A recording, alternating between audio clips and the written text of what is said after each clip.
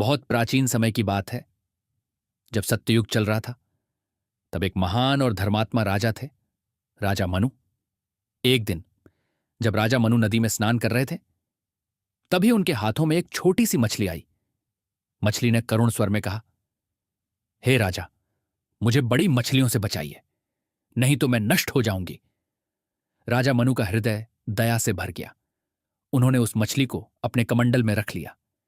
लेकिन कुछ ही समय में वह छोटी मछली बड़ी होने लगी, इतनी बड़ी कि कमंडल में नहीं समाई।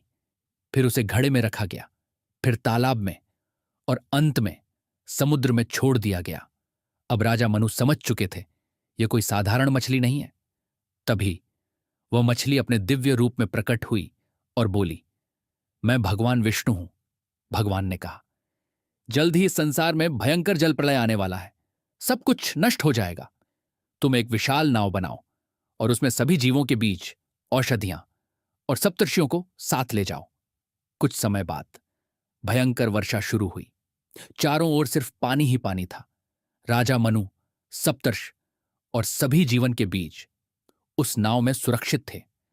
तभी समुद्र में प्रकट हुई एक विशाल दिव्य मछली, जिसके सिर पर एक सींग था।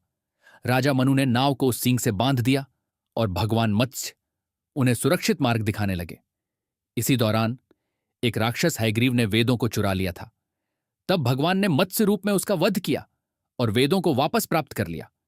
जब प्रलय समाप्त हुआ, भगवान ने मनु और ऋषियों को सुरक्षित स्थान पर पहुंचाया, और फिर वहीं से हुई एक नई सृष्टि की शुरुआत।